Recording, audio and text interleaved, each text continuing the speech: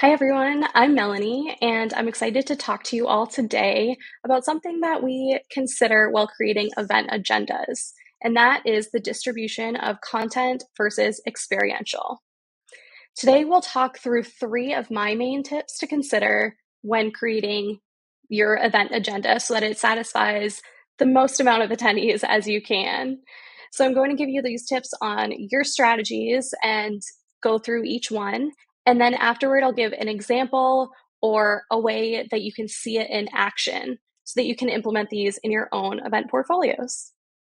Number one, think first about your audience and second about your sales. Knowing what your audience wants is probably the most important thing that you should consider when creating your agenda. And if you familiarize yourself with who your attendees are, their personas, and where they are in your database, you're already on the right track because they're the ones that you're trying to satisfy. Although we also need to consider our internal stakeholders. If you're creating the best experience you can for your attendees, they're more likely to yield the results that those internal stakeholders want anyway. So it really is best to keep them in mind through the whole process of planning. Pulling high-level information from Salesforce, like a buying persona or titles, is going to be super important, but it's also really important to consider anecdotal feedback. We all know how surveys can get. You will hear the good, the bad, the ugly, but it is important information to consider when creating your agenda and what changes they want to see. And that'll only help you figure out their priorities better. And that will help with the distribution of where to put content and experiential or anything else that you're trying to include.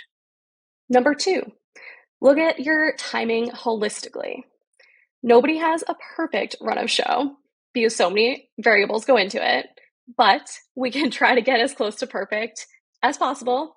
And we need to be very strategic about this. So one thing that I find is helpful is working backwards. So you know that you have to include meal times and anything else that you tend to have annually, like an award ceremony or a product launch. You know you can't book over those segments of your event. So what's remaining, you can then kind of play with and see what percent you want to distribute to what.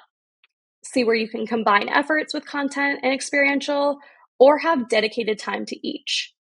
You know that you can't sit an attendee in sessions for the entire day.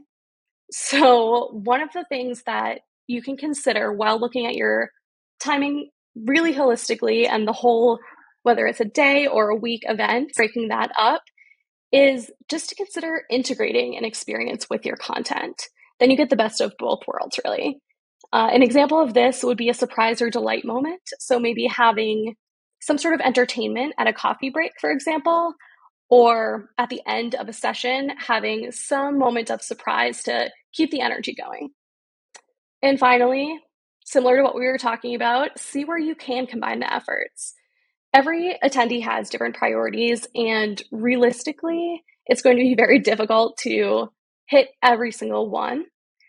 But if you let them choose their own adventure and combine some of your efforts, then that'll make the majority of them as happy as you can walking away. We're faced with creating this agenda to make our event stand out, which I know is increasingly difficult with so many events out there. But one of the ways that we can do this is creating experiences throughout your event, throughout the content as well. This can be on a keynote stage, or this can be built-in gamification on an expo floor.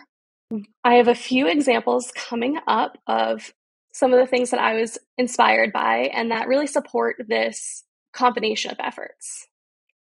Seeing it in action here on the bottom left, you see CES, and this really is a perfect example of consuming content while being in an experience. This was on their expo floor, and so the expo hours were already time allocated. And within this exhibit that you see is very interactive and very lively, there are pieces of content that attendees could absorb. So not only were they learning and potentially being sold to, they were also enjoying this lounge setup and interacting. And then on the right, you see the Money Bot from Money 2020, one of my favorite things. And of course, this is a photo op. I know I took a lot of photos with it, but it's also an experiential element that includes content.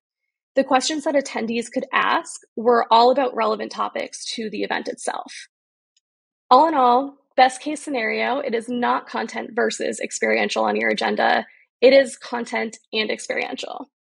So it is up to us to prioritize where the best timing is for each of those, and working with content teams or content stakeholders is only going to benefit an event marketer in order to execute without silos. So making sure everyone is in combination working to the same. Hopefully you all learned a little bit of something today and can execute those 3 tips in your own programs. Thank you.